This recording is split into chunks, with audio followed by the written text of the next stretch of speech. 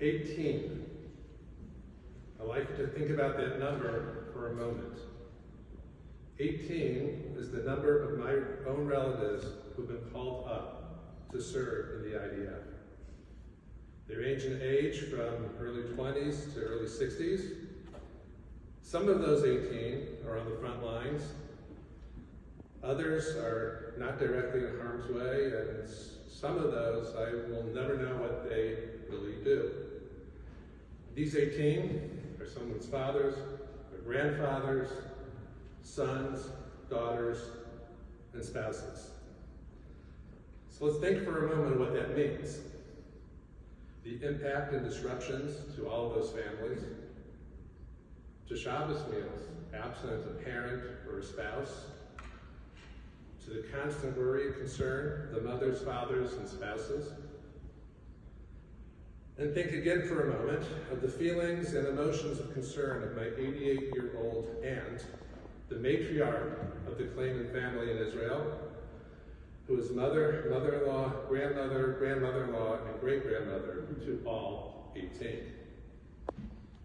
But to be sure, the Klamen family in Israel is strong in spirit and faith. My idealistic aunt and uncle, who made Aliyah in 1959, raised their family in Israel. They imbued them with their family with the values and the ideals, Am Yisrael, Eretz Yisrael, Torah Yisrael, and I am sure that all 18 wear their holy IDF uniforms with pride and purpose. Nonetheless, I'm sure that the absence of these 18 from home, especially those in combat, must impact and affect all the families. But it's not really about the 18. It's not about the claimants. It doesn't matter if that number is 18, 25, 3, or just 1.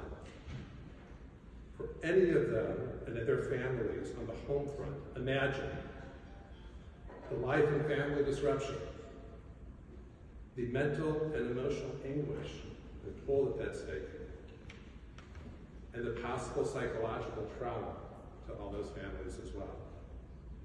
I cannot even imagine what the families of the captives are going through. So here's another number, 240. Some of whom may have no family left to worry about them. And finally, one last number, the hundreds of thousands called up, and their families. So we've all seen the troops receiving chizuk, the families on the home front need chizuk as well. And so let's now daven for them all, the active troops, the injured, the captives, and all their families, and the future of the state of Israel. We're about to say all of that. It's right here in our handouts. May HaKadosh Baruch Hu accept our prayers and bring a Yeshua B'Karov to all.